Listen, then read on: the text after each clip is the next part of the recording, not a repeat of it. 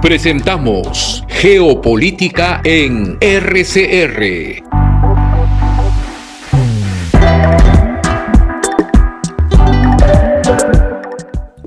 Muy buenas noches, estimados amigos de este programa. Vamos a tener hoy día esta noche, un programa muy especial, y desde ya agradezco la contribución de la doctora Delia Muñoz y del magíster Alejandro Deustua Carabedo. Este programa había sido pensado inicialmente por mí y por los colegas de Red de Comunicación Regional dentro del rubro de geopolítica para ser realizado un poco antes de la 52ª reunión de la Asamblea General de la OEA que se realizó en Lima a comienzos del mes de octubre, como todos recordamos, en la cual, o a raíz de la cual, o aprovechando la misma, el presidente de la República, la Cancillería y el presidente del Consejo de Ministros hicieron una solicitud para una misión de la OEA en el Perú porque estaba en riesgo de la democracia. En términos castizos fue una maniobra muy bien planteada, y no lo tomen en un sentido peyorativo como a veces se emplea la palabra maniobra. La estoy utilizando en su más estricto sentido etimológico, que viene del latín y que se ha utilizado durante mucho tiempo. Esa es una gestión o maniobra con el propósito de fortalecer su posición. Esto es lo que hoy día tenemos, pero el tema estructural de la OEA, su significación en un mundo ahora cambiante, que vive una guerra que inicialmente ha sido definida por el Estado ruso como una operación especial, no es lo mismo que antes de que esto ocurriese, y tampoco sería la reflexión sobre la geopolítica de la OEA igual, porque hay de por medio esta circunstancia nacional. Tenemos entonces dos dimensiones, una permanente, estructural, adecuada o que expresa más bien las circunstancias del mundo contemporáneo, las relaciones de poder en el mundo actual, que es lo que llamamos geopolítica de la OEA. Y otra, la circunstancia, que viene también del latín, circum stare, aquello que nos rodea, aquello que tiene una vigencia inmediata. Y en consecuencia yo les voy a invitar a ambos que en la prioridad que tengan cada uno se refieran a ambas dimensiones, a la visión estructural de la OEA en una perspectiva geopolítica y a la circunstancia nacional de la presencia de esta misión de la OEA en la forma que deseen, de la manera más libre. Voy a ofrecer la palabra en primer lugar a la doctora Delia Muñoz. Permítanme presentarla brevísimamente. Muchos alumnos conocen su trabajo y su contribución a la educación universitaria. Ella es abogada y es decana de la Facultad de Derecho de la Universidad Particular Norbert Wiener. Tiene una maestría en Derecho Internacional Económico en la American University de Washington, D.C. Actualmente coordina un importante programa muy útil, muy ilustrativo en materia de solución de conflictos a nivel de maestría, a escala de maestría en la Universidad San Martín de Porres, y en su trayectoria se ha desempeñado tanto en la universidad como en la función pública y también en el sector privado. Muchísimas gracias por aceptar esta invitación y, como dije, doctora Delia, permíteme tutearte para aligerar un poco la conversación y no atarnos a formalismos. Lo mismo haré con Alejandro, y pedirte que en la forma que deseas puedes empezar refiriéndote al tema estructural de la OEA o al tema circunstancial, que es también importante, de la OEA en el Perú. Adelante, Delia. Buenas noches, Manuel, ¿qué tal? Embajador Alejandro Deustra, un honor estar con usted en la mesa. Y bueno, dejamos de lado los formulismos y pasamos a charlar como buenos amigos que somos hace varias décadas, Manuel. Amigos que gustan del debate y la polémica. Lo primero que tenemos que ver es de que el Perú es un país que está plenamente insertado en la comunidad internacional. Ha sido fundador de la OIT, de Naciones Unidas, de la OEA, tiene competencia reconocida para la Comisión Interamericana, para la Corte Interamericana, la Corte Penal Internacional, la Corte de la Haya y otro tipo de comisiones que realizan una supervisión al Estado, como la de la Organización Mundial del Comercio y también las cláusulas de los tratados de libre comercio. Digo esto porque lo que nos tiene que quedar en claro es que nosotros somos un país con las puertas abiertas a lo internacional. Nuestra propia Constitución en el artículo 204 dice que, agotada la jurisdicción nacional, podemos ir fuera. Pero muy bien, ahora de lo que se trata es de una actuación en concreto de la OEA ante la aplicación de un instrumento de la Asamblea General que se llama Carta Democrática Interamericana. Esto hay que tenerlo bien claro, porque este instrumento no es un tratado, es un mecanismo que habilita ejecutar ciertas facultades al secretario general de la organización, al Consejo Permanente y establece que bajo ciertas circunstancias la Asamblea General puede decidir la suspensión del Estado si es que se le aplica la Carta Democrática. Entonces, esta Carta Democrática funciona a pedido del gobierno, a pedido del Poder Ejecutivo o como se llame en los diferentes estados. De manera especial, el Consejo Permanente puede realizar una declaración de preocupación, de apoyo, de aplicación de la Carta Democrática, pero no puede ir a un país si es que el gobierno, el que detecta el poder, la representación ante la organización, no lo invita. O sea que el Congreso peruano no puede pedir la aplicación de la Carta Democrática ni pedir a la OEA que envíe una misión, ni tampoco el Poder Judicial ni ningún otro organismo. El único que tiene esa prerrogativa es el Poder Ejecutivo y lo hizo hace semanas señalando que la permanencia en el cargo para el cual había sido elegido el presidente Castillo estaba en peligro. Y ante ello, el Consejo Permanente acepta su solicitud y aplica la Carta Democrática, mostrándole su respaldo, exhortando a que se encuentren caminos de diálogo para solucionar el impasse y designa una misión de alto nivel para que venga a conocer in situ lo que ocurre en el país. Dicho esto, ¿para qué cosa he explicado todo esto? Porque esta misión solamente puede venir, puede reunirse con los líderes, puede conversar con ellos y va a hacer un informe. La misión ni la OEA nos pueden decir a nosotros como país qué tenemos que hacer, derógame esta ley, no aceptes esta cuestión de confianza, me cambias esta norma, no pueden, porque hay un principio que se llama de no injerencia. En consecuencia, la misión solo puede reunirse con los líderes de la oposición, las cabezas de los organismos constitucionales y el Poder Ejecutivo que lo convoca y que lo invita y le abre las puertas. Entonces, en 2 días, esta misión es muy poco lo que puede hacer. En 2 días solamente se reunirá con unas cuantas personas y estará permanentemente en reuniones. Y no podrá tomar el contacto con la población para conocer qué cosa es lo que nosotros pensamos, cómo vemos este conflicto más político que jurídico, ¿no? Entonces, aquí ya viene mi reflexión. En 20 años que hemos tenido Carta Democrática, la OEA ha intervenido en 20 oportunidades.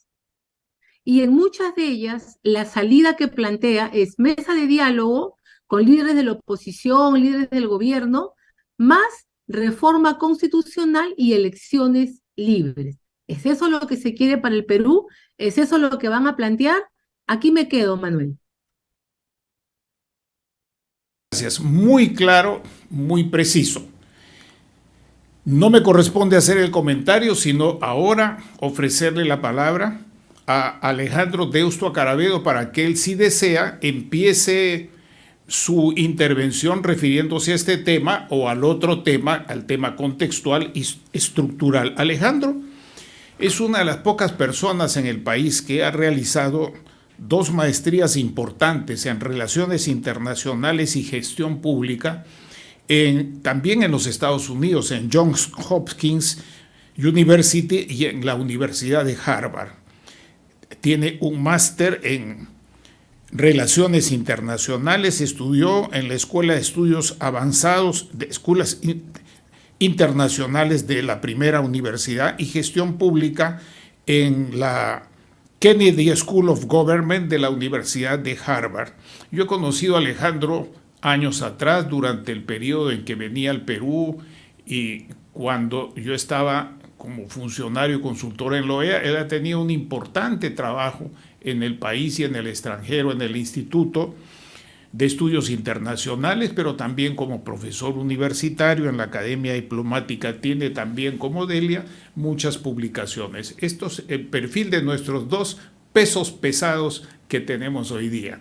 Le ofrezco entonces la palabra a Alejandro, dándole la opción a como él desee, si referirse primero al tema inicialmente, la circunstancia, o referirse al tema estructural, porque de todas maneras vamos a seguir conversando con los 2. Muchas gracias por aceptar esta contribución. Adelante, Alejandro. Gracias, Manuel. Bueno, agradezco la presentación.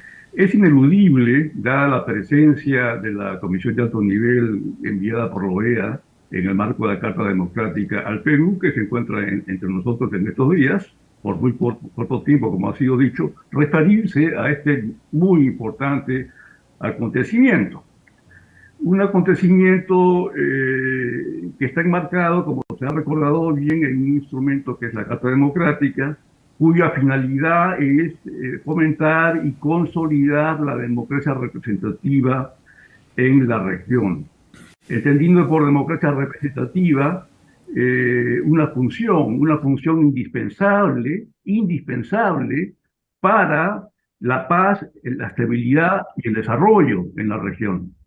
La Carta Democrática tiene en consecuencia una dimensión estratégica: paz, estabilidad y desarrollo. No es solamente no solo tiene una dimensión política, tiene una dimensión estratégica para el país al que se le aplica y para el sistema interamericano entendido como un régimen. Es mucho más que una simple gestión política de la que realiza, por lo tanto, la misión que está entre nosotros en estos días.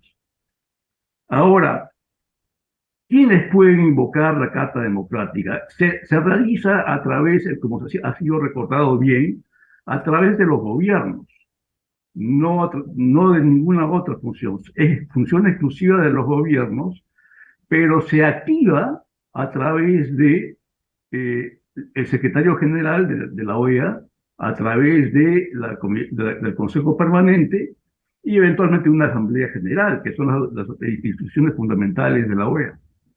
El secretario general puede realizar ciertas gestiones por su cuenta, si es que así lo considera conveniente. Cuando la instancia pasa a nivel del Consejo Permanente, el Consejo Permanente puede dictar ciertas medidas, dictar no, como decía bien la doctora Muñoz, sino tomar ciertas medidas, como por ejemplo ejercer los buenos oficios para el diálogo.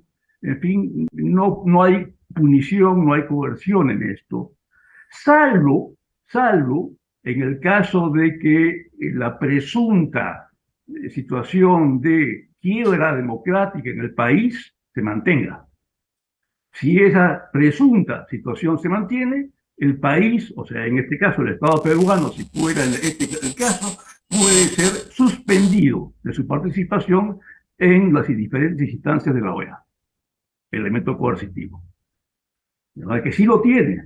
Hay una dimensión estratégica y hay potencialmente un elemento coercitivo de última instancia, que esperemos que no llegue, ¿no? Bueno, el elemento esencial es de la Carta, decíamos, es fortalecer la democracia representativa, no es la punición, es fortalecer la democracia representativa. Pero ¿qué se entiende por democracia representativa?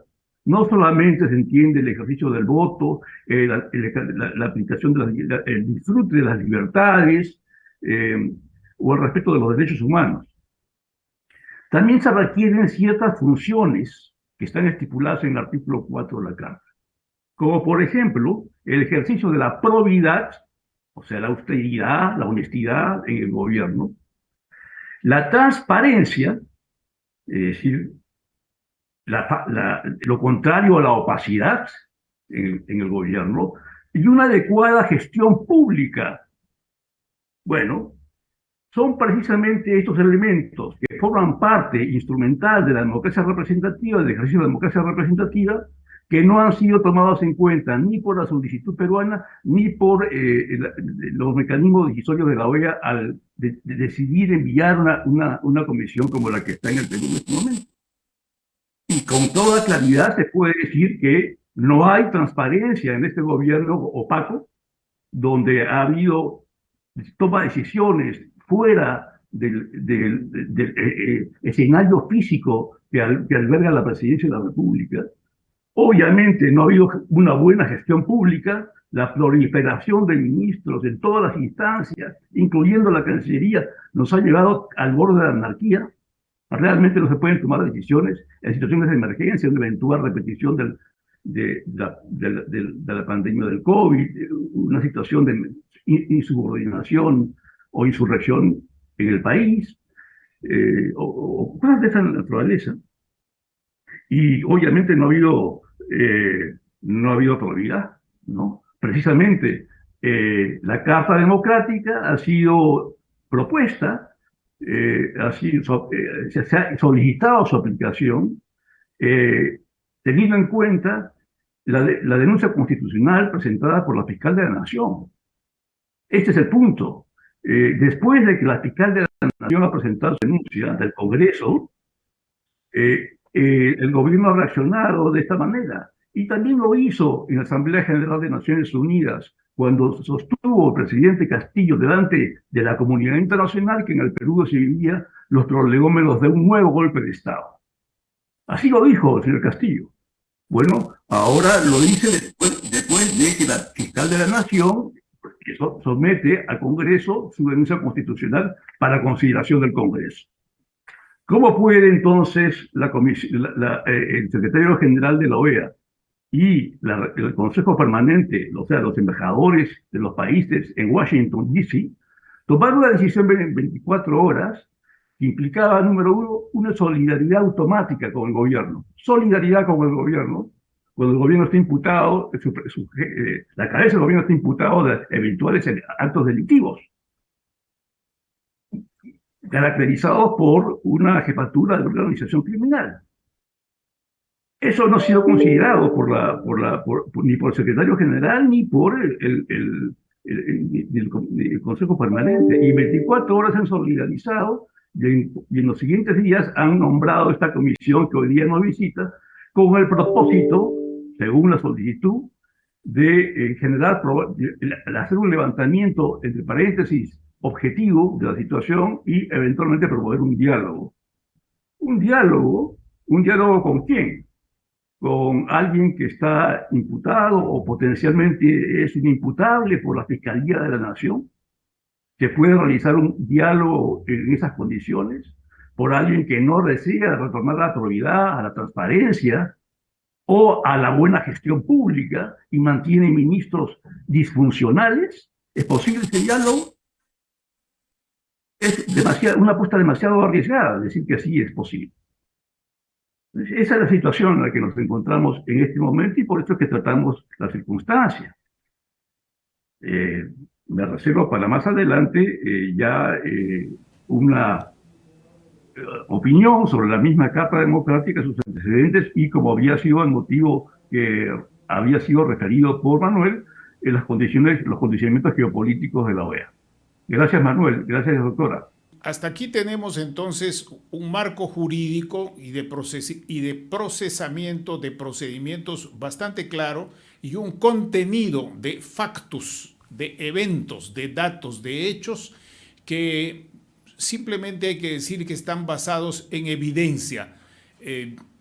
Uno puede ponerle un tono u otro tono a la expresión, pero las evidencias tanto jurídicas como de hechos de la gestión pública y de la administración, los hechos hablan por sí mismos, son evidentes. Acá tengo este aparatito, permítanme una pequeña intervención. Doctora Delia, Alejandro, una persona me llama y me dice que por qué no intervengo más, que por qué no hago mayores aguijones, por así decirlo, con los invitados. Y déjeme decirle una cosa, aquí las personas invitadas a expresarse son ellos, son ustedes, en todos los programas, no yo. Este no es un programa como muchos de la televisión nacional en la cual el entrevistador, en este caso yo, o como se le quiera llamar, usa a los invitados como pretexto para lucirse y con el mal gusto inclusive en muchos programas de hacerlo a voz en cuello, a gritos. Esto no es así acá, no se le falta el respeto a nadie, tienen todos la más absoluta libertad para hablar. Yo intervengo lo menos posible porque el programa lo hacen nuestros distinguidos y respetados invitados. Dicho esto, adelante, Delia. Muchas gracias, Manuel, muy interesante. Se ve que eras un asiduo seguidor de Larry King, que en su libro de Cómo dialogar decía que la mejor manera de hacerlo era dejar que el invitado hable, ¿no? Así de que ahí vamos. Bueno, Alejandro y yo estamos de acuerdo en dos cosas.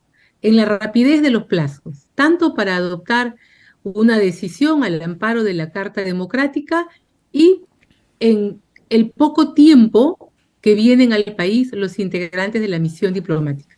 En esos dos puntos estamos totalmente de acuerdo y lo voy a desarrollar.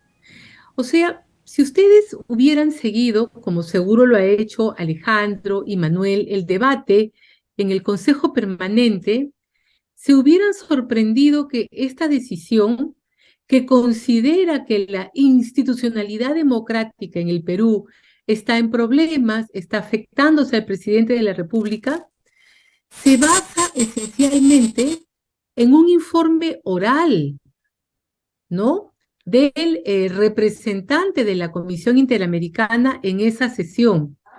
Y el representante no cumple con presentar un informe escrito, ni con anexos, ni con situación.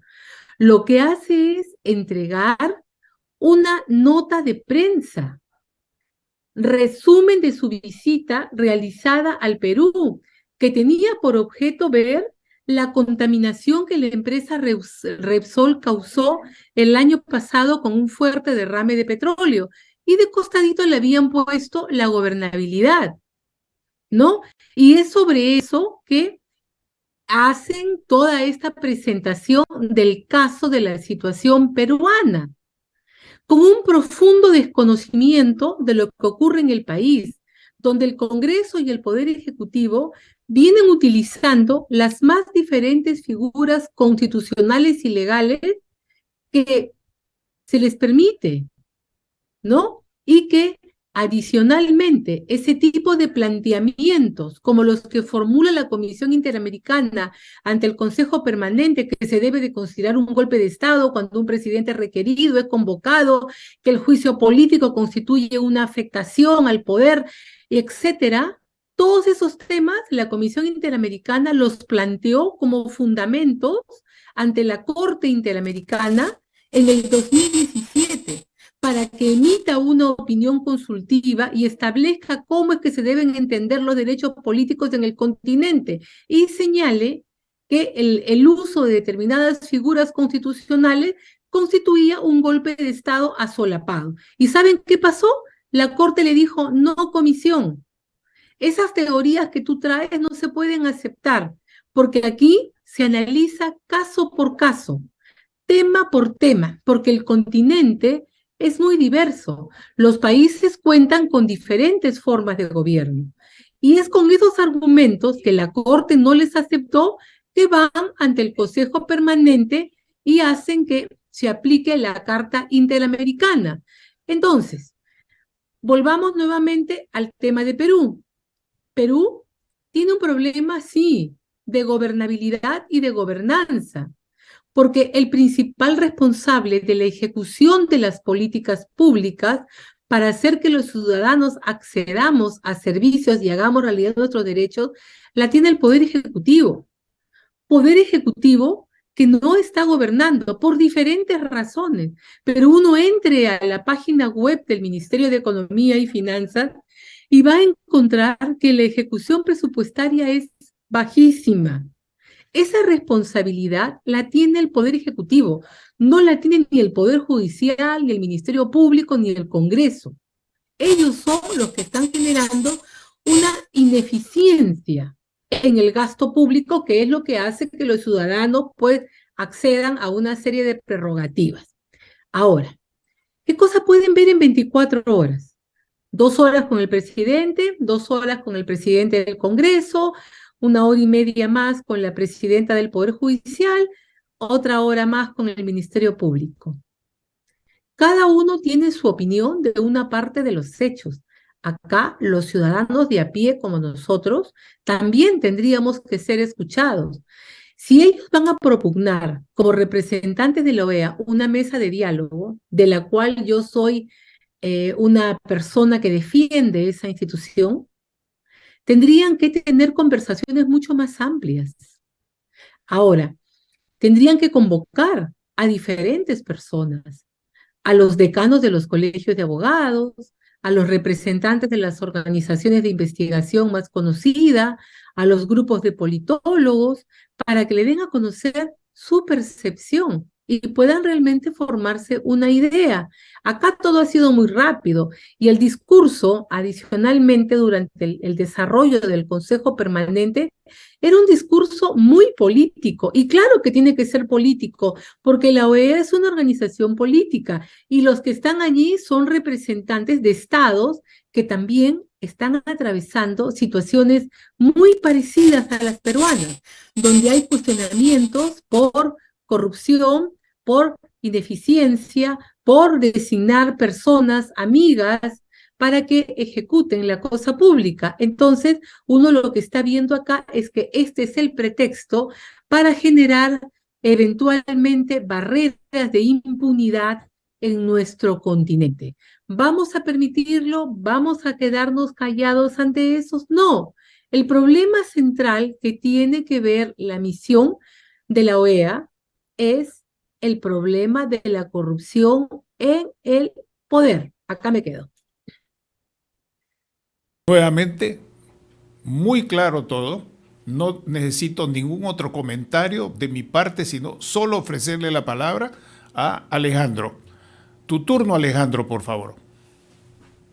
Sí, estoy de acuerdo con la doctora en casi todo, especialmente en los defectos del proceso decisorio, tanto en Washington, o sea, en la sede de la OEA, como en la agencia que estimula a Washington, a la agencia de la OEA, que es en este caso, funcionarios diplomáticos que no están entendiendo, a pesar de su extraordinaria experiencia y elevada edad, el rol que les corresponde. El rol de un funcionario diplomático no es ir a defender al gobierno en todos los foros, o hacer de agente protocolar en los foros, o ser lazarillo del presidente. El rol del funcionario diplomático, según su propia ley y su propio reglamento, es servir al Estado, además del gobierno, pero esencialmente al Estado. Y tiene que hacerlo en cumplimiento de la Constitución y de la ley, según el reglamento. Y es la ley la que se está violentando en este proceso, porque la base del proceso, en tanto que da pie a la invocación de la Carta Democrática, es la denuncia constitucional de la fiscal de la Nación, sobre la cual no se ha decidido nada, dicho sea paso, en el Congreso en todo este tiempo. Si la base del sustento, el gran motivador de esta reactivación del mecanismo de la Carta Democrática es una denuncia de la Fiscalía de la Nación sobre presuntos actos delictivos. La materia grande de la que tratamos es el Estado de Derecho del país. Ciertamente la corrupción, que es una forma como se corroe y se erosiona el Estado de Derecho. Pero lo que está en cuestión es no solamente la democracia, sino el piso, los pilares de la democracia. Uno de esos pilares es el Estado de Derecho. Y esto es lo que está en cuestión con la denuncia constitucional de la Fiscalía de la Nación, que es el quid pro quo de la situación en la que nos encontramos, que está siendo maltratada, tanto por los diplomáticos que han ido a prestarse a pertreñar esta denuncia o esta solicitud de aplicación de la Carta Democrática, como por el Consejo Permanente y su extraordinaria rapidez para, convocar solidaridades, teniendo en cuenta lo que la doctora Muñoz acaba de mencionar, ¿no? Que es un proceso, los procesos como todo órgano multilateral, los procesos decisorios son imperfectos y por lo tanto son irracionales. No sale un producto perfecto porque hay una cantidad de representantes que, digamos, de alguna manera u otra, aunque el asunto no le competa, protegen su situación, su rol y sus intereses. Como decía la doctora, bueno, la situación de la democracia en la región no es la mejor, todo lo contrario, va deteriorándose, incluyendo en los Estados Unidos, ¿no? Va deteriorándose desde el 2015 muy marcadamente en el mundo y en la región todavía más. Entonces, bajo esas circunstancias, las decisiones tienen muchos atajos sobre los cuales no se están tomando precauciones adecuadas. Y por lo tanto, los diplomáticos que son profesionales en esta materia, en materia de relaciones internacionales, deberían poder aconsejar mejor a sus jefes, en este caso al presidente de la República, y antes de tejerle un colchón protector en el ámbito, en los foros regionales y en los foros multilaterales, completamente fuera de su rol. Ahora, para no seguir abundando en esta materia, porque todavía no tenemos resultados, sí debemos referirnos, creo, en relación a tu gentil convocatoria, a la naturaleza de la Carta Democrática, que no es un tratado, como bien dice la doctora, es un instrumento, es un mecanismo político de solidaridad democrática, pero va mucho más allá, porque la Carta inaugura o pone en ejecución una nueva definición del principio de no intervención. Lo que hace la Carta es precisamente convoca al secretario general, al Consejo Permanente, a intervenir en asuntos internos de los países. Si estuviéramos en el siglo XIX, se podría decir eso. Pero estamos en el siglo XXI.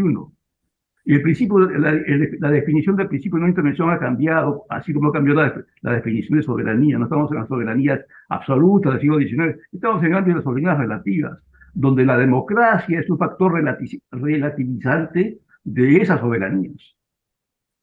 Y ya no se entiende como violación del principio de no intervención la preocupación colectiva de la comunidad hemisférica por la situación de la democracia en cada uno de los países que la integran. Eso no es intervención. Y así está establecido en la Carta, no de esa manera, pero ese es el entendimiento. En el acuerdo de Washington, que en 2001 estableció el cambio, la modificación de estos principios, y en su aplicación, ¿no? Como recordaba la doctora, han sido 20 aplicaciones de la Carta, todas las cuales han implicado algún tipo de intervención a asuntos internos entendidos ortodoxamente. Ya no es así. Bueno, entonces ha habido una variación de los principios del sistema a propósito de la Carta. La Carta es un gran agente, digamos, reformador de los principios de la comunidad hemisférica, incluyendo principios políticos tan arraigados como la no intervención. Y el énfasis en la democracia representativa como condición indispensable para el desarrollo y la seguridad en nuestros estados. No es en el 2001 cuando empieza esto, con la formulación de la Carta Democrática, que dicho sea paso, fue considerada tan importante. La Carta se suscribió el 11 de septiembre del 2001. Y debo recordar que ese día, no ese año, ese día, ocurrieron los ataques en las Torres Gemelas, en Nueva York. Y quien estaba en el Perú para suscribir la Carta Democrática era el secretario de Estado norteamericano, el general Powell. Y el general Powell se quedó hasta terminar la ceremonia que implicaba la firma de la carta, cuando ya había tenido noticias matutinas de los ataques condenables a infraestructura de su país, que generó una nueva etapa en la política exterior norteamericana. Fíjese la importancia de la circunstancia del nacimiento de la carta, ¿no? Tuvo esa dimensión estratégica. Pero no la podemos tratar como si fuera, esas decisiones no pueden venir como si fuera un té de amigos, ¿no? Tienen una dimensión superior que algunos no están entendiendo.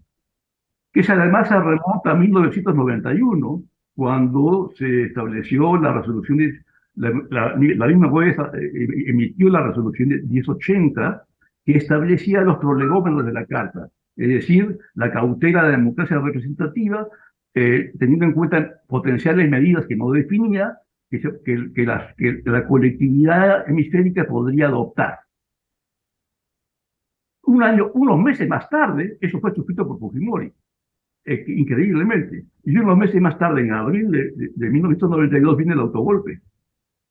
Y la resolución 1080 no es aplicada a los suscriptores de esa resolución 1080. Y se va a la reunión presidencial de Bahamas, y al Perú se le somete a este cuestionamiento, y de ella emerge una solución precaria, que es la Asamblea Constituyente, que estableció un marco jurídico para el resto del régimen, ¿no?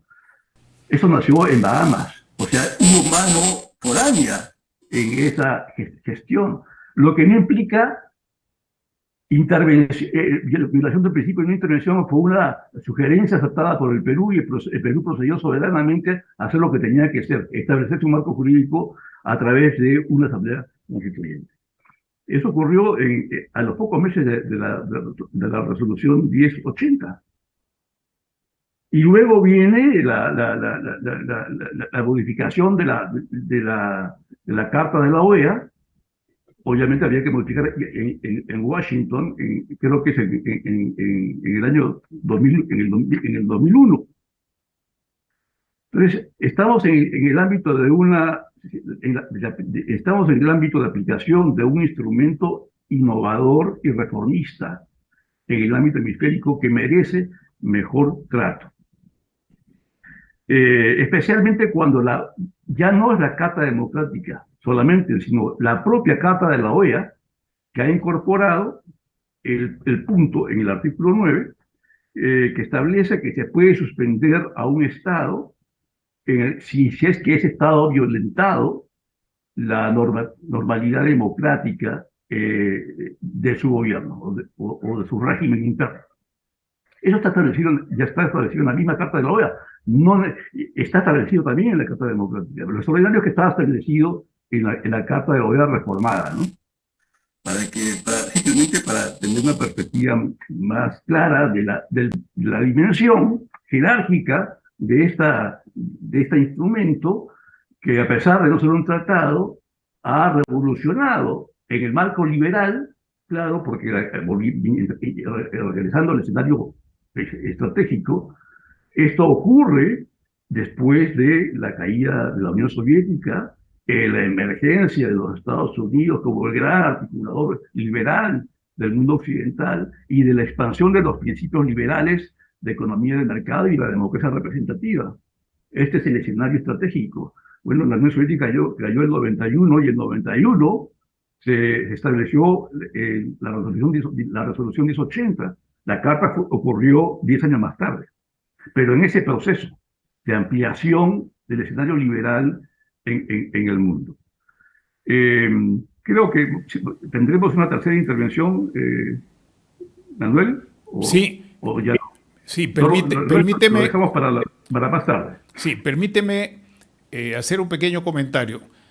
Hemos estado pasando de la circunstancia a una visión estratégica desde una perspectiva histórica y también contemporánea con estas intervenciones. A mí me gustaría, después del corte, que tenemos otro corte en unos segundos, que tuviesen en cuenta algo que yo voy a decir, si les parece o si no les parece. Miren ustedes, en el público peruano, en mucha gente, está la idea, se ha vendido la idea, se ha comunicado la idea, se trata de sembrar la percepción de que hay una amenaza de golpe de Estado por parte del Congreso y por parte de la corrupción, como se dice, identificando la corrupción con los opositores de los sectores conservadores y de derecha, por así decirlo de una manera muy sencilla, perdonen el uso de los términos, contra el gobierno.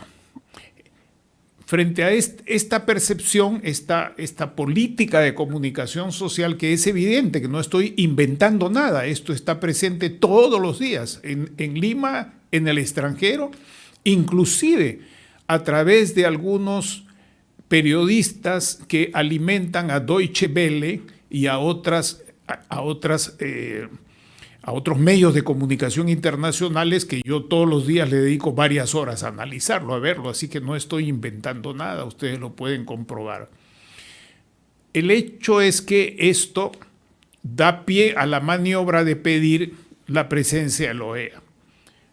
Y encontramos hoy día en el Perú que ninguno de los procesos, ni por parte del Ejecutivo, ni por parte del Congreso, ni por parte de la Fiscalía, han salido fuera de los cauces constitucionales y de sus respectivas leyes. Todo se mantiene con mucha pugna, con mucha oposición, con mucha opinión, con mucho adjetivo, con mucho odio, con una carga muy grande de naturaleza anímica destructiva, pero hasta hoy todo se mantiene dentro del proceso constitucional y dentro de las normas legales, que por supuesto son imperfectas y tienen distintas interpretaciones. Concluyo entonces ofreciéndose la siguiente pregunta. ¿Hay un riesgo de golpe de Estado? ¿Puede el Congreso dar un golpe de Estado? ¿Puede la Fiscalía dar un golpe de Estado? ¿Puede el Poder Judicial dar un golpe de Estado? ¿Puede el Ejecutivo dar un golpe de Estado? Se han violado ya los procesos legales, los cauces legales imperfectos, pero que existen para seguir funcionando dentro del periodo constitucional. Les dejo con esta reflexión para que, si lo estiman conveniente, se refieran a ella. Le ofrezco la palabra a Delia. Interesante el derrotero ya político al que está ingresando Alejandro y tú con tus preguntas. Yo creo que hemos sido ambos bastante explícitos en señalar en qué consiste este mecanismo. La democracia es un concepto bastante amplio. La democracia exige elecciones libres, libertad de prensa y libertad en el momento de elegir, cuando menos. Cuando se da la Carta Democrática, hace 21 años, en Lima, que también se le conoce como la Carta de Lima, la composición de América Latina y de América del Norte era completamente diferente.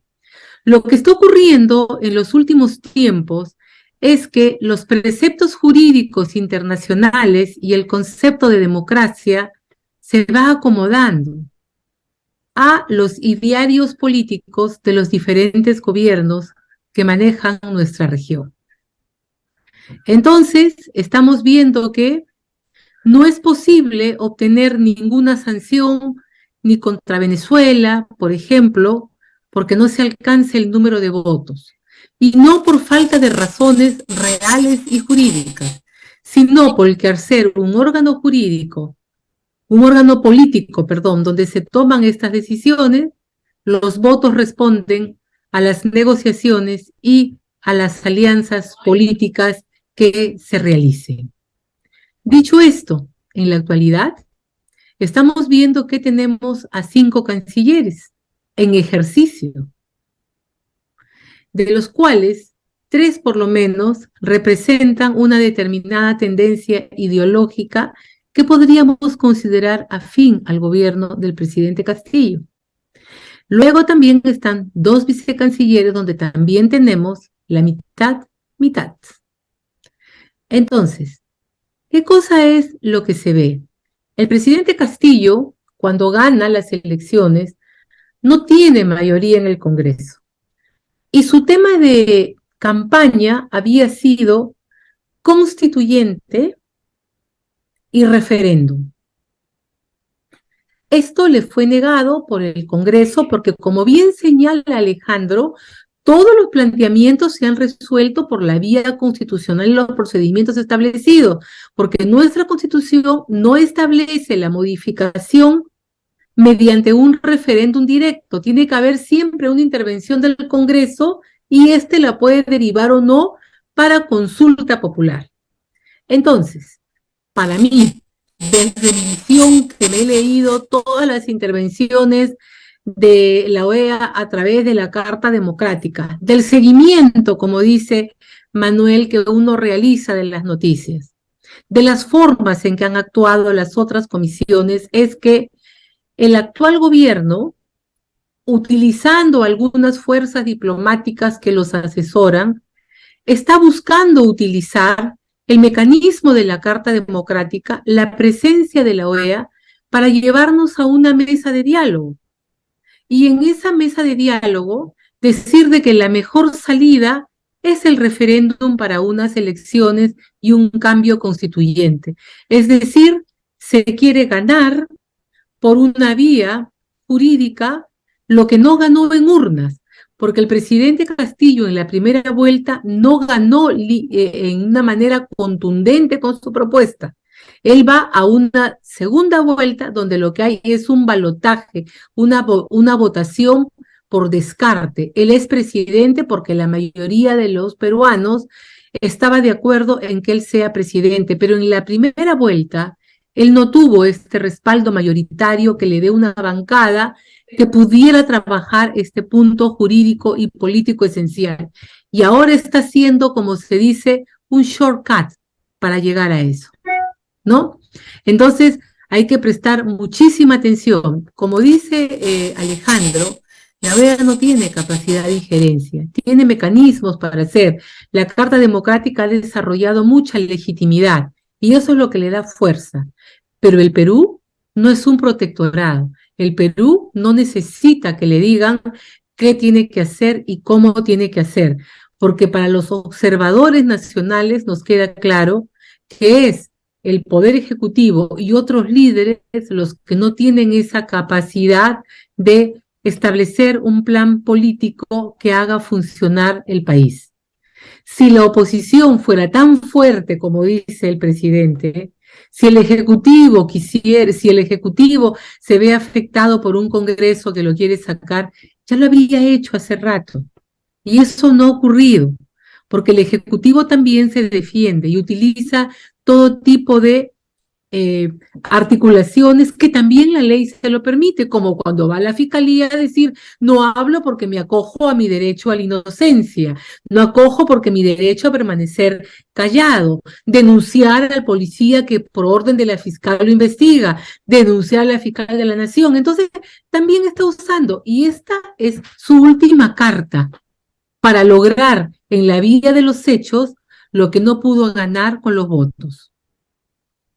Y hay algo más que me parece que es pertinente que yo acote, y es el hecho de que, ¿se escuchó lo que dije? Hay algo más que yo quiero acotar brevísimamente, y es el hecho de que con el actual sistema electoral, aunque esto es otro tema, pero con el actual sistema electoral y con este balotaje,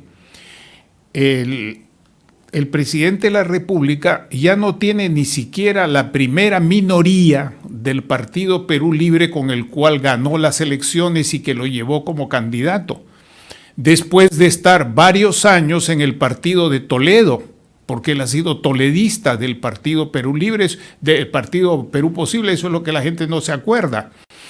Y el primer acto, dentro de los primeros actos de su gobierno, actos públicos, no estoy refiriendo a ningún dato periodístico, como se suele decir, fue encargar a una persona que compre planillones para organizar su partido y se retiró del partido con el cual fue candidato. Con lo cual es un presidente formalmente sin partido, aunque evidentemente tiene algunos acuerdos, no todos, de cogobierno con el dueño del partido que lo llevó a ser candidato a la presidencia, y mantiene alianzas con otros sectores que le ha permitido bloquear a la oposición en el Congreso y tomar otras acciones como las que tú has señalado. Esto es la evidencia de que están funcionando mecanismos dentro de la ley que pueden no gustar a muchos, pueden no gustarme a mí, a nadie, pero que están siendo respetados y que en consecuencia deben ser elementalmente reconocidos por cualquier comisión o por cualquier periodista u observador extranjero. Y estoy seguro que las embajadas y las misiones diplomáticas multilaterales, en este caso las misiones internacionales del sistema de Naciones Unidas, tienen buena información de todo esto que se está diciendo con sus propias fuentes y no van a informar a sus países simplemente recogiendo proclamas de tipo político de uno u otro lado, porque la primera misión, la primera responsabilidad que tienen los funcionarios de otros países, de las embajadas y de las misiones diplomáticas, es estar bien informados e informar bien, y este programa es una contribución a esa buena información a sus respectivos gobiernos. Dispénsenme que me haya extendido un poco sobre este tema. Le ofrezco la palabra a Alejandro para continuar en este diálogo. Gracias, Delia. Adelante, Alejandro. Gracias, Manuel. Solo para decir que ya nos salimos completamente del escenario estratégico y geopolítico. Estamos en la política interna. En primer lugar, efectivamente, como tú dices, se están guardando las apariencias legales, lo que no quiere decir que se esté cumpliendo con la ley, o que se esté cumpliendo con el espíritu de la ley. Utilizando la ley, se está planteando, por ejemplo, iniciativas del Ejecutivo que competen al Legislativo, y se plantea a través de ello la confianza para hacer una reforma constitucional, cosa que no se puede hacer por la vía que reclama el Ejecutivo. Por lo tanto, se está estirando la ley, usando la ley, hasta que la ley deje no solamente de tener sentido esencial, sino que se quiebre formalmente, y ni siquiera se puede decir que es que vivimos nominalmente en un Estado de Derecho. El Estado de Derecho está quebrado, ¿no? Y esto es lo que nos recuerda, y vuelvo a repetirlo, la fiscal de la Nación en su denuncia. Uno, dos, la no consideración apropiada por el Congreso de esa denuncia. Y tercero, la consideración como un golpe de Estado de esa denuncia por el señor Castillo en foros multilaterales externos, en las Naciones Unidas y en la OEA, utilizando instrumentos diplomáticos al respecto. Estamos en consecuencia frente a una situación gris. Si estamos dentro de la ley, estamos nominalmente dentro de la ley, pero una ley que se va estirando al punto de la ruptura, y ya se vulneraron los contenidos como el que acabamos de ver, ¿no? Y como ha recordado bien la doctora Muñoz, sobre las intenciones de sentar en la mesa para a las partes para generar un diálogo que pudiera terminar en la legitimación nueva del planteamiento de la Asamblea Constituyente, y ha sido rechazada por la gran mayoría ciudadana, ¿no? Si tenemos en cuenta las encuestas de opinión. Y claro, eso por un lado, y por otro lado está la propia protección del del presidente de la República, ¿no? Está generando, como dicen los teóricos de las relaciones internacionales vinculados a ciertas escuelas, se está construyendo, en la perspectiva constructivista, se está construyendo un discurso para sentarlo al otro lado de la mesa de lo que la fiscal de la Nación plantea. Vamos a discutir ya no el Estado de Derecho, sino el cambio del Estado de Derecho, y esto va a ser legitimado, arropado por el manto protector de un organismo multilateral de prestigio hoy día menguado y que debiera poder recuperarse. Pero eso no depende de la OEA, porque en realidad no tiene autonomía, tiene personalidad jurídica, pero no tiene autonomía jurídica, depende ni política, depende de sus integrantes, ¿no? Entonces estamos en esa zona gris, y entonces en esa zona gris es posible caer en el mayor peligro, que es perder de línea la ruta, ¿no? Y la ruta hay que medirla no en el horizonte, porque el horizonte no lo conocemos, en esa bruma, sino en el paso a paso. Y en el paso a paso, lo que hay es que no se está aplicando la ley. Y los ciudadanos peruanos que votamos con criterios democráticos debemos procurar el cumplimiento de la ley. Es decir, que las denuncias de la fiscal de la Nación lleguen a buen destino. Eso no quiere decir que se acepten, que sean adecuadamente consideradas y que haya una respuesta para que continúen las investigaciones y eventualmente se vengan al resultado político al que hubiera lugar. No prejuzgamos sobre el particular. Pero lo que no se puede hacer es sentar en la misma mesa a la personalidad que investiga, que encuentra que hay materia delictiva cometida por la más alta autoridad del Estado, y al otro lado de la mesa a un señor que desea legitimarse cuando su base de legitimidad es bajísima. Y como es tan baja, esa legitimidad pretende conseguirla afuera, porque como ustedes saben, las fuentes de legitimidad también son externas. Esta es la labor de la OEA, legitimar la presencia continua y permanente del presidente de la República, sin considerar adecuadamente, no estoy diciendo que estén operando dolosamente, estoy diciendo que no están considerando, como ya se ha repetido acá, adecuadamente los fundamentos de la situación en la que estaba en cuestión la ley, el Estado de Derecho, la acusación de la denuncia de la fiscal de la Nación. Esto es lo que está en cuestión. Y el jefe, el presidente de la República, es la persona que no puede estar, por lo tanto, al mismo nivel que la ley. Nadie está por encima de la ley. Él no puede procurar colocar a través de recursos externos, multilaterales y diplomáticos, en un nivel paritario o por encima, cuando ni siquiera da explicaciones, como ha recordado bien la doctora Muñoz, cuando va a una reunión, a una convocatoria de la autoridad jurisdiccional y se limita a guardar silencio, ¿no? Y no esclarece absolutamente nada. Entonces, esa es una situación en la que estamos ingresando sin tener en perspectiva clara lo que tendremos que ser, ¿no? El rechazo no es el rechazo a la misión de la OEA, es el serio cuestionamiento de los fundamentos de la misión de la OEA, a su modus operandi, a sus procesos divisorios y eventualmente al mal balance político que puedan tener estos señores y el uso posterior de las recomendaciones que pueda hacer sobre el particular, ¿no? Y bueno, no sé si después de estas reflexiones que son plurales y nos corresponden a los tres, quepa discutir ahora sobre la importancia de la OEA como entidad, ¿no? No me parece.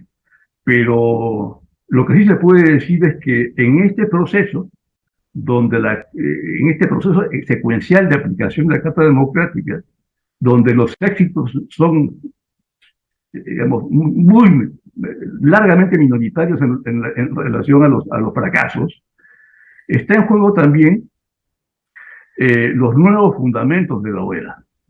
Y los estados americanos, que nos consideramos parte del sistema, deberían poder reflexionar sobre esta situación. Si vamos a comenzar a desestructurar a la OEA, envenenando cada uno de sus innovaciones sistémicas, como esta, como la aplicación de la Carta Democrática, o la sustancia de la Carta Democrática, o las definiciones de lo que es democracia representativa, Vuelvo a recordar, las democracias representativas no son solamente un conjunto de ideales como libertad o principios como los derechos humanos o el libre voto. Es gestión pública, es probidad, es transparencia. Forman parte de la definición funcional de la democracia representativa, artículo 4 de la Carta. Eso ha sido aceptado por todos los estados y por lo tanto, al margen de que sea un tratado o no, es incorporable a los usos internos de las autoridades correspondientes. Y esas autoridades no están cumpliendo con esos principios básicos de que definen la democracia representativa. Y esto es lo que debemos procurar enderezar.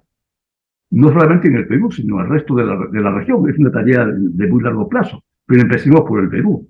Y tengamos claro en qué nos estamos metiendo cuando en 2 días algunos van a dar la bendición a la visita de esta comisión de 5 cancilleres y luego se vaya a la sede de la OEA en Washington y se emita un pronunciamiento que probablemente ya esté redactado. No me cabería. Sí es posible que buena parte del documento esté ya redactado, según los patrones que la doctora Muñoz ha leído, porque ha seguido al debate.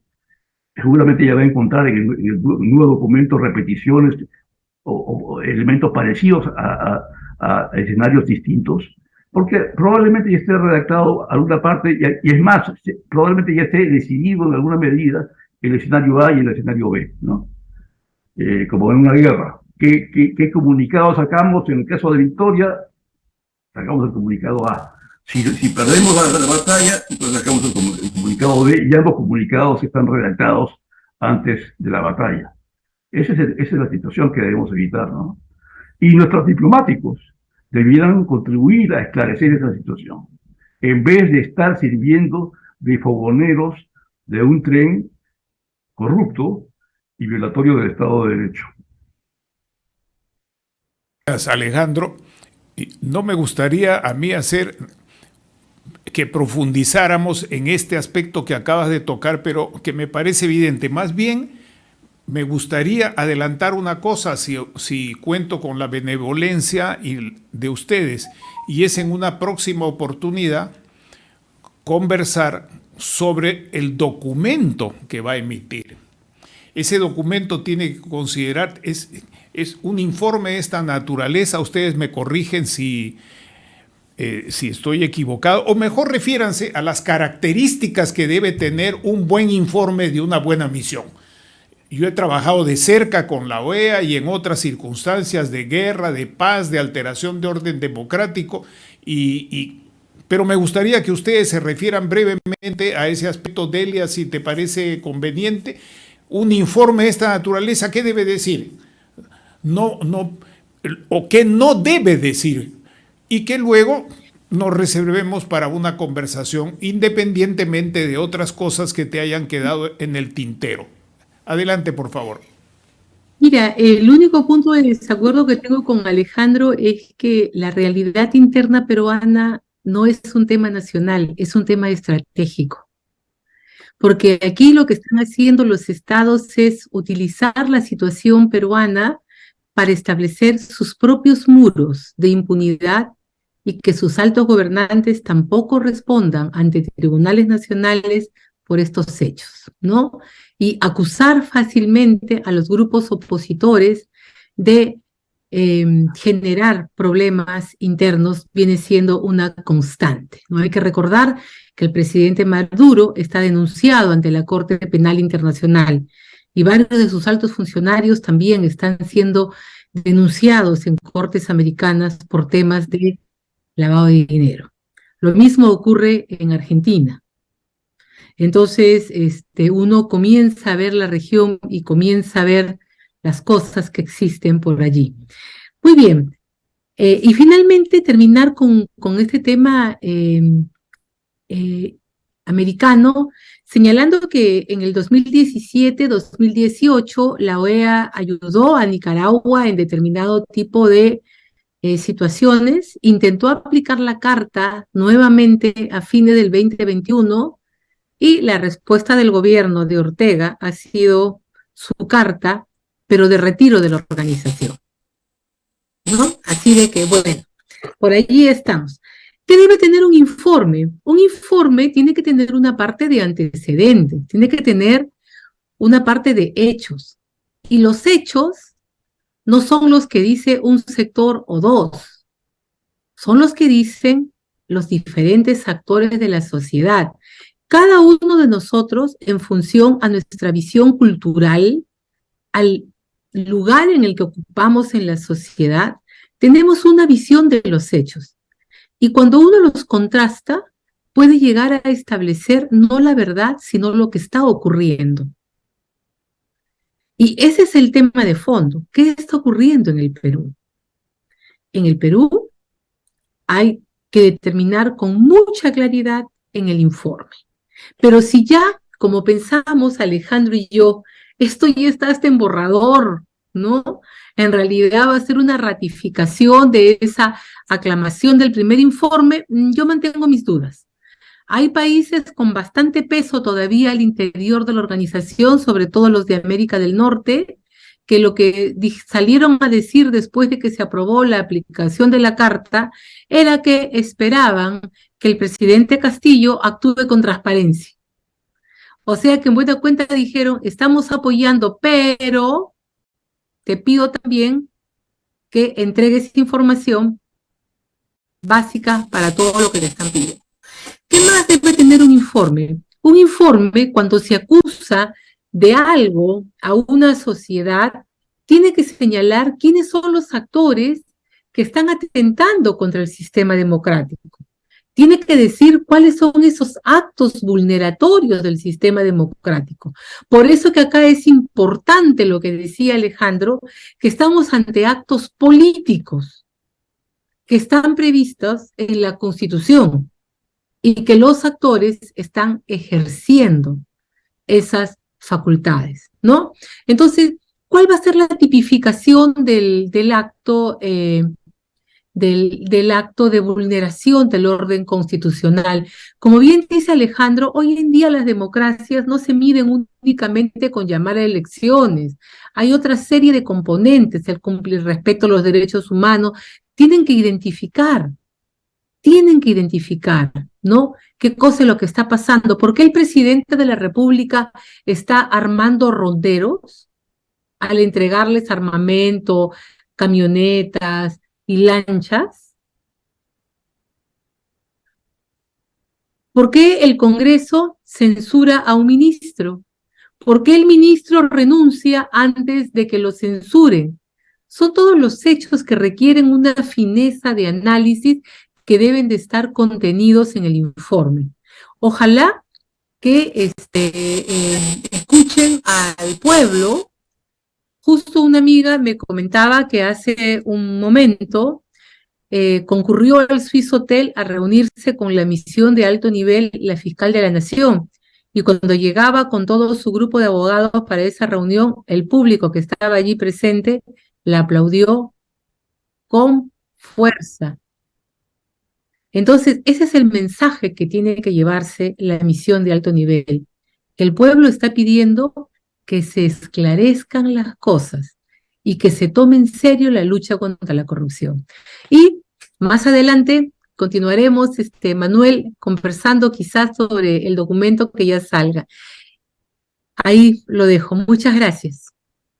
Alejandro, tenemos todavía para ambos unos minutos más. Si desean agregar, explicitar algo, les ofrezco 2 minutos o 1 minuto a cada uno, por favor, antes de ir, o para la despedida, a su gusto. Bueno, difícil decir desde Lima cuáles son los patrones que, digamos, el representante del grupo o la Secretaría en Washington de la OEA, el secretario general, vaya a utilizar para redactar el informe. Por la composición, el primer elemento es que lo que deberíamos evitar es si no se puede evitar plenamente los elementos subjetivos e ideológicos que algunos ministros, algunos cancilleres van a llevar para el informe, aderezar el informe con esos criterios, o criterios peor aún, de alineamiento. Eso ya son palabras mayores, ¿no? No quiero mencionar nombres en esta conversación, pero hay varios que podrían estar buscando ciertos alineamientos. Lo primero que hay que evitar es eso, o en todo caso, incorporarlo a nuestro aparato crítico para poder hacer esa evaluación a futuro como tú mencionas. Ahora, además de las cosas evidentes como son antecedentes, la recopilación adecuada de los hechos, un trato profesional y objetivo de la materia, una adecuada evaluación de los pesos en que cada parte se encuentra, y no llevar a conclusiones apresuradas como la decisión que tomó el secretario general y el Consejo Permanente en Washington. Para terminar, concretémonos por lo menos a 3 referencias, que son las referencias de la Carta Democrática. Ahí están las referencias. ¿Qué es la democracia en términos de principios y qué es la democracia en términos de funciones? Y en términos de funciones están la transparencia, es algo que se puede medir, la probidad es algo que se puede medir en este gobierno, y la gestión pública, que se puede calificar, ciertamente. Y si los señores no desean hacerlo, quizá quisieran contratar a un tercero, de los que abundan en Estados Unidos, ¿no? Son elementos referenciales para un informe que tenga apropiado en el marco de la Carta Democrática. Y para eso tenemos que prepararnos, ¿no? Y claro, yo acepto por anticipado tu invitación, Manuel, para seguir discutiendo la materia. Gracias, señora Muñoz. Muchas gracias, Alejandro. Muchas gracias, Delia. Yo ahora sí puedo decir brevemente que no se puede desconocer las evidencias. La evidencia es que aquí el proceso democrático, con sus problemas y sus más y menos, continúa. La evidencia es que la primera comunicación de la OEA tenía 2 párrafos que tienen que ver con la posibilidad de manejar en uno u otro sentido la comunicación posterior después de la venida de esta gente. En un párrafo el comunicado decía: respaldamos al presidente Castillo, pero en otro párrafo decía: respaldamos el sistema y el régimen democrático. Y en consecuencia aquí pueden encontrar que no hay evidencia concreta de que se esté vulnerando gravemente el régimen democrático. La evidencia empírica, como dicen en ciencias sociales, es que esto está funcionando mal, que tiene muchos déficits, pero sigue funcionando. El tercer elemento es la opinión de la ciudadanía, porque esto no es solamente es recoger la opinión de la mayoría o de los distintos grupos del Congreso que por arte de sonidos metálicos cambian de votación y que muchas veces resultan respaldando al presidente cuando teóricamente están en contra. No es solamente un asunto de darle la razón a la oposición del Congreso, sino de responsabilidad de nosotros, los votantes, los ciudadanos, los que pagamos los impuestos, los que vemos que no se realizan los servicios públicos en tiempo y forma, los que vemos que no hay continuidad en la responsabilidad de la administración pública, y que todo esto puede pueden tratar de llevarnos a los sempiternos diálogos entre los expertos, entre los facilitadores y entre la misma gente que está buscando estos pretextos para impedir, por último, que la ciudadanía tenga una responsabilidad informada y vibrante. Creo que esto es lo fundamental. Les agradezco yo a sus contribuciones, y tengamos en cuenta que este es un proceso que recién empieza, que no ha terminado. Lo grave es que en otros estados en América Central, no voy a decir nombres ahorita, el fiscal de la nación de un nuevo gobierno acaba de decir que no hay nada ilegal en que la presidencia de la República nombre a 50 funcionarios de su familia o allegados, que eso es legal. Y otro presidente de la República de otro estado, que no es Nicaragua, con cuestionamientos muy serios, y termino diciendo que a mí me da mucho dolor que haya peruanos que nos coloquen en una posición de ser observados, de ser regulados o de ser tutelados para que las cosas continúen como están. Yo, en lo personal, no acepto esas cosas y creo que debemos seguir con el esfuerzo de precisar los principios y ver las evidencias concretas como ciudadanos y no solamente como partidos políticos. Y en esto la contribución de ustedes ha sido, antes de este programa y durante este programa, muy esclarecedora. Muchísimas gracias y hasta una próxima oportunidad. Gracias, Delia. Gracias, Alejandro.